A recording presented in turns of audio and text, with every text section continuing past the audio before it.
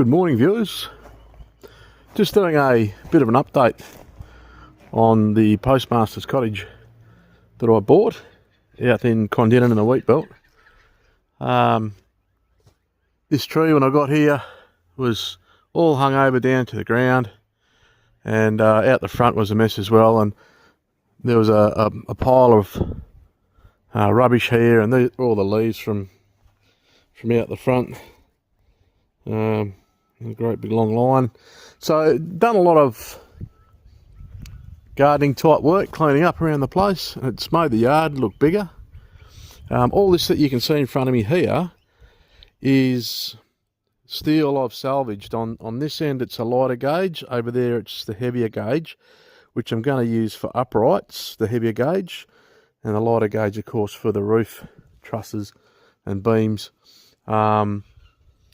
Now, all this gravel here, I'm going to move over to here, this side, because there's, as you can see, plumbing that runs from there right over to under the end of those beams is a concrete sump.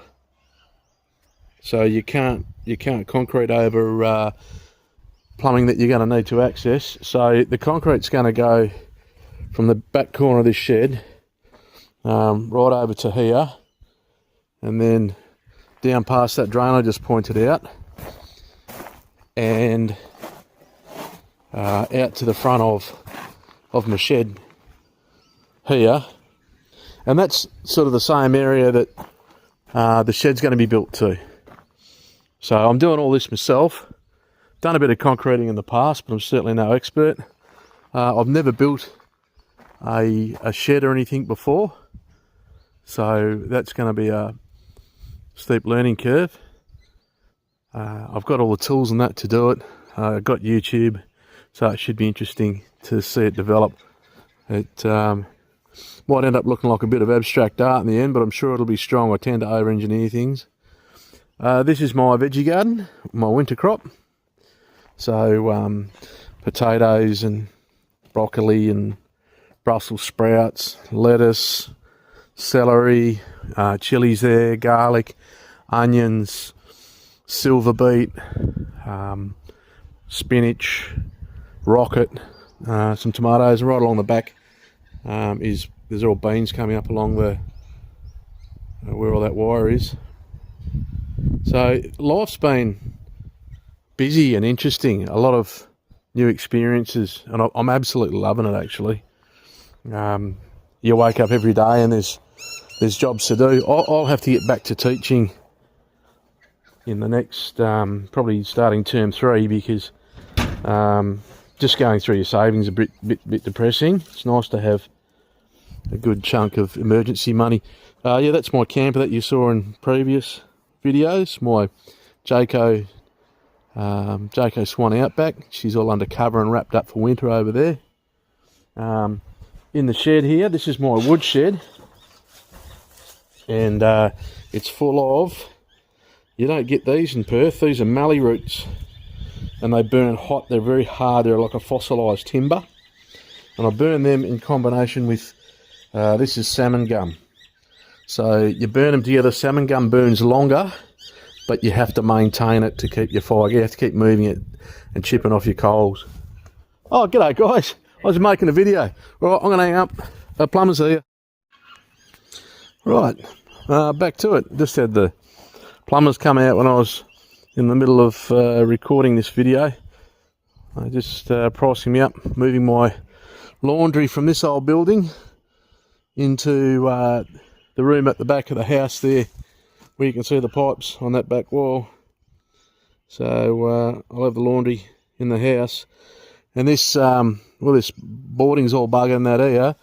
I'll take it off, and what I can salvage for repairs around the house I'll use that, but all this I'll make corrugated tin.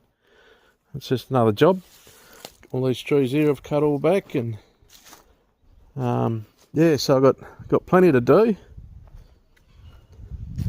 All this gravel's got to be moved to that side. This is me little workshop now as it stands. I went down the tip, got a double pallet. I made this workbench. She's a good solid bloody effort, and so me bibs and bobs and things to work with, and bloody power tools and things. There's the fun side. So that's my CB 500XA. That's the bike I did the Mae Hong Son loop in Thailand up in the mountains. And over here is my beautiful Triumph.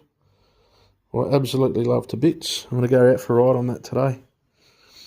And good security, they're all alarmed. The doors are all locked. Good solid shed. That's my fire pit, because the sun goes down over that way. So I sit here on my milk crate having a cold beer with my bikes and listen to music, watch the sun go down. These big doors here, they're off a grain truck, I believe. Found them out at the tip. But they're exactly, just as luck would have it, the same size as those doors there. Now these doors, you learn things, you know. I don't know much about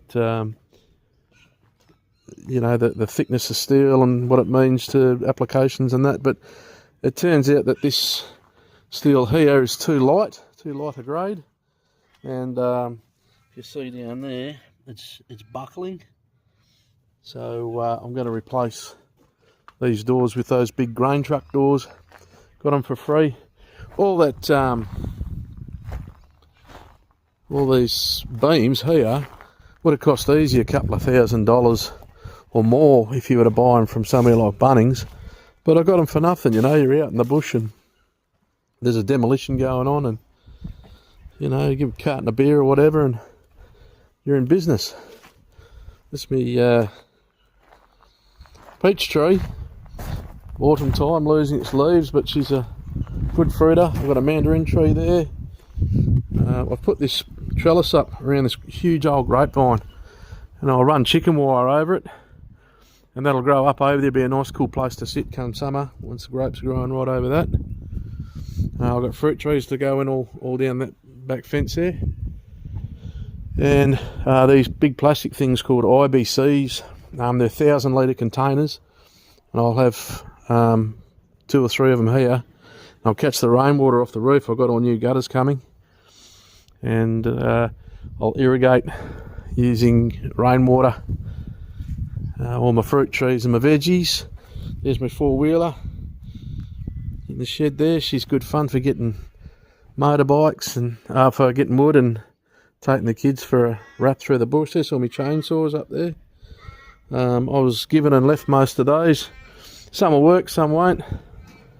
This is the laundry, so that's this old laundry. You see the floors and that are pretty up and down, and I'm going to put that washing machine in the main house. And now this is just my garden shed, and all my gardening tools and such. And I'm going to put do my own beer and stuff in there too, save myself some more dough.